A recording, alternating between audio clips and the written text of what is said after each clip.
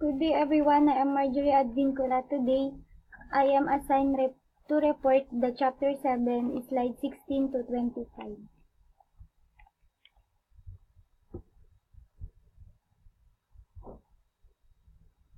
Motion, voice, and video input.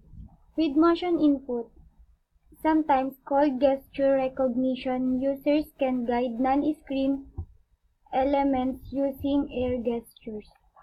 Controller translates motion of golf swing to move the golf ball on the screen. Screen shows the position and movements of the avatar. Player moves controller to stimulate a golf swing. For example is keyboards, mouse, scanners, digital camera, and joystick. Audio input device may be used for purposes including speech recognition. Voice input is the process of entering input by speaking into a microphone. Voice recognition, also called speech recognition, is the computer of mobile devices' capability of distinguishing spoken words.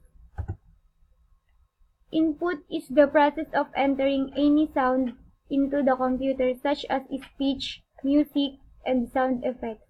Music production software allows users to record, compose, mix, and edit music and sounds.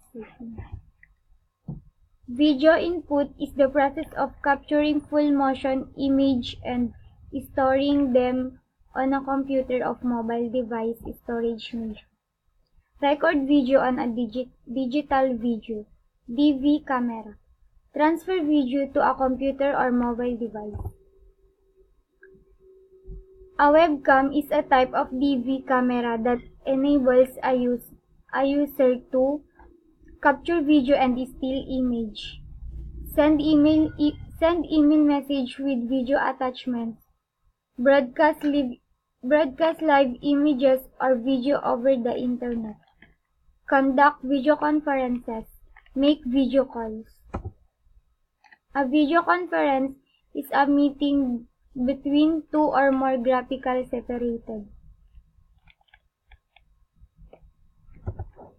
Scanners and reading devices.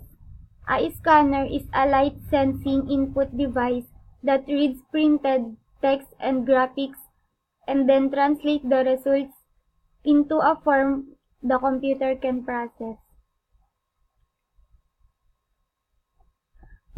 This is the type of scanner.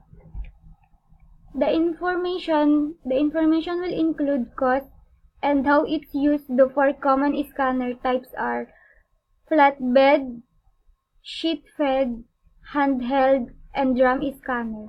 Flatbed scanner are some of most commonly used scanner as it has both home and office function. A flatbed scanner works in a manner similar to a copy machine except it creates a file of the document in memory instead of a paper copy. Scanners and reading devices. How a flatbed scanners work. Step 1.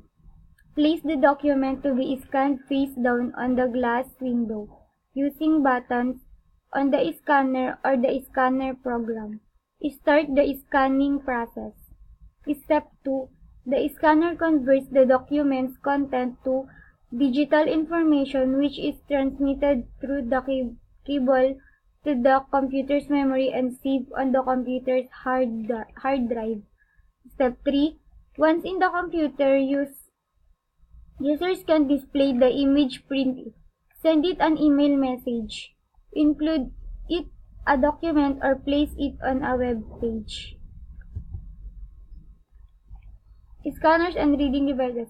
An optical reader is a device that uses a light source to read characters, marks, and codes and then converts them into digital data that a computer can process. Optical character recognition. Optical mark recognition. A barcode reader also called a barcode scanner, uses laser beams to read barcodes. Example of barcodes. A barcode or a barcode scanner is an electronic device that can read and output printed barcodes to a computer like flatbed scanner. It consists of light source, a lens and a light sensor translating optical impulse into electrical ones.